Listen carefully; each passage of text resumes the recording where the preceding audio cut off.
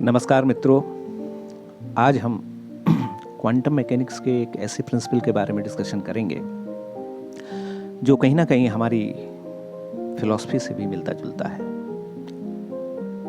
जिन लोगों ने quantum mechanics पढ़ा है उन्होंने अवश्य ही प्रिंसिपल ऑफ कॉम्प्लीमेंटैरिटी जरूर पढ़ा होगा।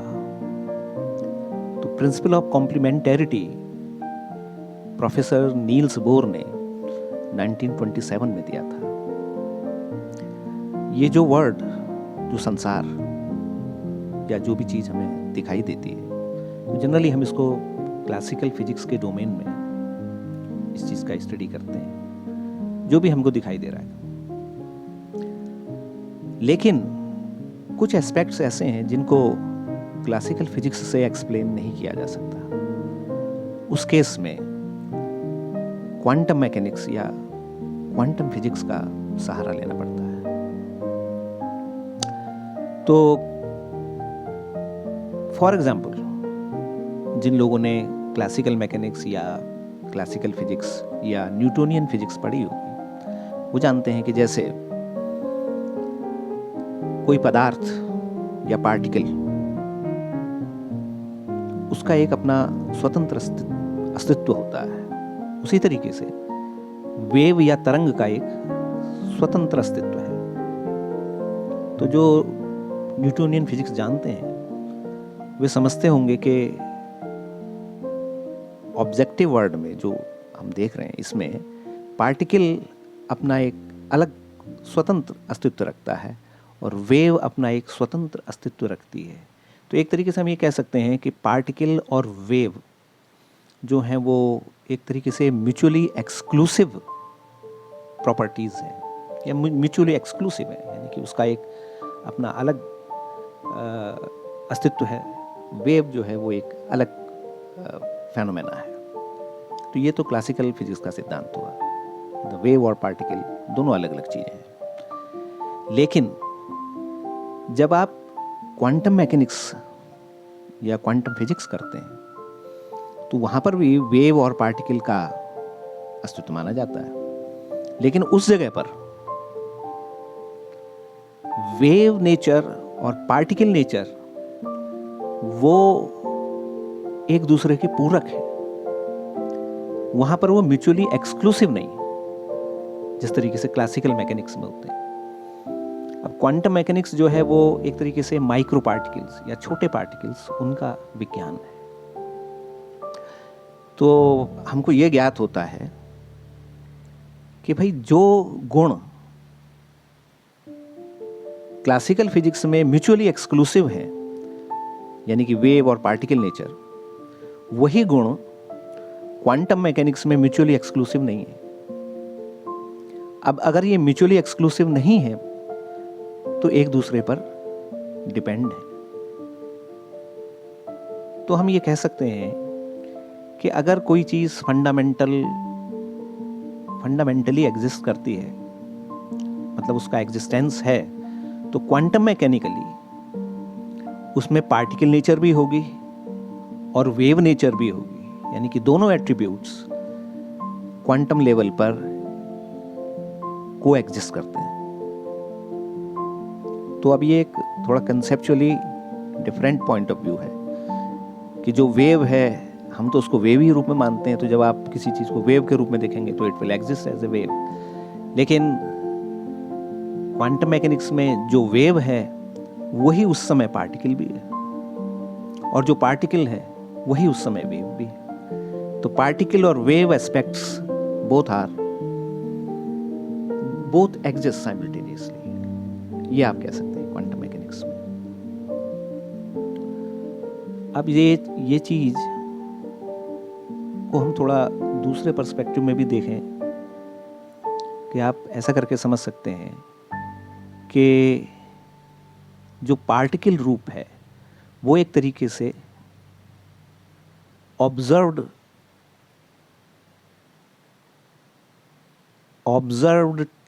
फेनोमेना हो गया, यानी कि पार्टिकल को हम देख सकते हैं, यानी it is an observable thing. और उसी तरफ जो वेव नेचर है, जो वेव है, वो हमको दिखाई नहीं देती। जनरली हम उसको ऑब्जर्व नहीं कर पाते। In common sense. तो वेव पार्टिकल नेचर में जो पार्टिकल नेचर है वो ऑब्जर्वेबल है और जो वेव नेचर है वो अनऑब्जर्वेबल है। अब पार्टिकल और वेव एस्पेक्ट्स किस चीज के हैं, वो चीज फंडामेंटल है। तो क्वांटम मैकेनिकली हम कह सकते हैं कि जो फंडामेंटल चीज है, हमें फंडामेंटल रियलिटी तो मालूम नहीं है, लेकिन हम ये कह सकते हैं कि कोई एक ऐसा एलिमेंट है, कोई एक ऐसी चीज है, कोई ऐसी वस्तु है जिसके अंदर पार्टिकल और वेव दोनों के नेचर साइमल्टेनियसली एग्जिस्ट कर रहे हैं। तो जिस समय हम उसका पार्टिकल नेचर देखना चाहते हैं, उस समय वो वस्तु पार्टिकल के रूप में हमको दर्शन देगी, और जिस समय हम उसको वेव के रूप में देखना चाहते हैं तो उस समय वो वस्तु वेव के रूप में हमारे सामने आएगी। हालांकि गुण उसके दोनों रहेंगे। तो जिस समय पार्टिकल के रूप में हम क्वांटम पार्टिकल को देख रहे हैं तो उसमें उसका वेव एस्पेक्ट थोड़ा छुप जाता है, और अगर हम उसको वेव के रूप में ऑब्जर्व करना चाहते हैं तो उसका पार्टिकल एस्पेक्ट जो है वो थोड़ा छिप जाता है, लेकिन कंप्लीट एब्सेंस नहीं है। यानी कि हम उसको ऐसा नहीं कह सकते कि ये केवल पार्टिकल है या ये केवल वेव है। वो वेव और पार्टिकल दोनों है, या आप दूसरी तरीके से ये कह सकते हैं कि इट इज पार्शियली पार्टिकल और पार्शियल वेव, या प्योर पार्टिकल नहीं है या प्योर वेव नहीं है। तो घूम फिर के क्वांटम मैकेनिक्स हमको एक विलक्षण फेनोमेना देता है संसार के बारे में, जहाँ पर जो फंडामेंटल रियलिटी है या फंडामेंटल एग्जिस्टेंस है वो वेव और पार्टिकल साइमल्टेनियस फॉर्म में एग्जिस्ट करता है। क्लासिकली ये दोनों फेनोमेना वेव और पार्टिकल म्यूचुअली एक्सक्लूसिव हैं, तो एक दूसरे के परस्पर विरोधी हैं। तो अगर वेव होगी तो पार्टिकल नहीं होगा, ये श्योर है, और अगर पार्टिकल है तो वेव नहीं होगी। तो क्वांटम मैकेनिक्स में हमें ये ज्ञात होता है कि जो भी रियलिटी है, जो भी एग्जिस्टिंग चीज है, उसके दो मैनिफेस्टेशन है, एक पार्टिकल, दूसरा वेव। और थोड़ा सा अगर हम इसको लाइटली लें तो एक ऑब्जर्वेबल और एक unobservable, because we think that the particle which is having some dimension और having some structure, that is an observable entity. तो जो एग्जिस्टेंस है, यानी जो फंडामेंटल चीज जो है, वो समटाइम्स ऑब्जर्व्ड है और समटाइम्स अनऑब्जर्व्ड है।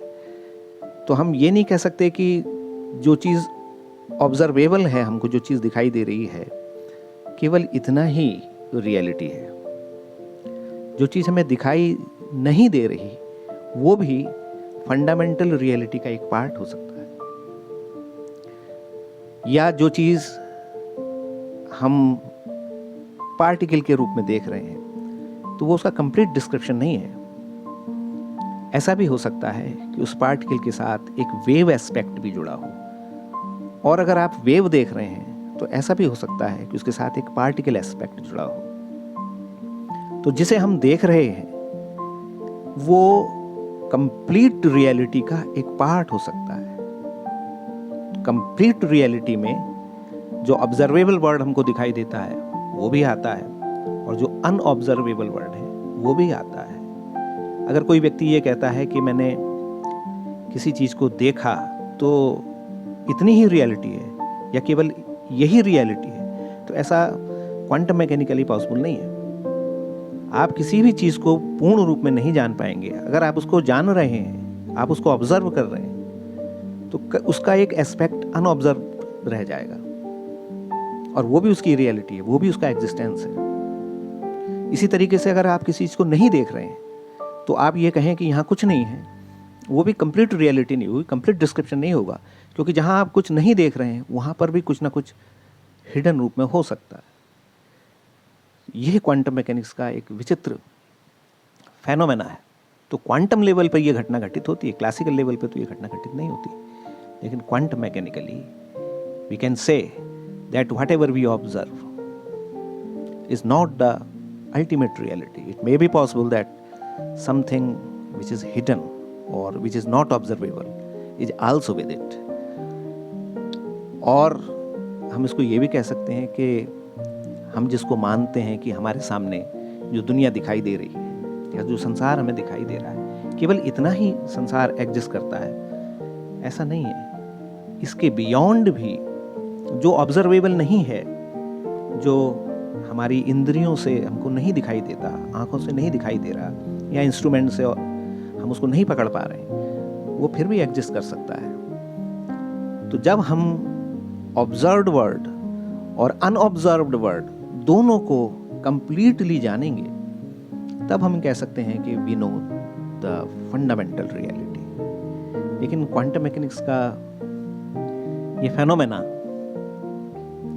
ये कहता है कि अगर आप किसी चीज को देख रहे हैं तो उसका कुछ पार्ट अनदेखा रह जाता है, और जहां आप कुछ नहीं देखते वहां पर भी कुछ ना कुछ देखने योग्य होता है। ये बड़ी डीप फिलॉसफी है। तो इसी को नील्स बोर ने 1927 में एक पोस्टुलेट के रूप में डिस्क्राइब किया। तो उन्होंने यही कहा कि जो वेव और पार्टिकल एस्पेक्ट हैं वो एक दूसरे के लिए भले ही क्लासिकल मैकेनिक्स में म्यूचुअली एक्सक्लूसिव हो, लेकिन क्वांटम मैकेनिक्स में wave particle aspects of a quantum system are complementary to each other, एक दूसरे के पूरक हैं। आप केवल वेव नहीं देख पाएंगे। अगर आप वेव नेचर देखना चाहते हैं तो उसका पार्टिकल नेचर थोड़ा सा छुप जाएगा, और अगर आप किसी चीज़ का पार्टिकल नेचर देखना चाहते हैं तो उसका वेव नेचर थोड़ा छुप जाएगा।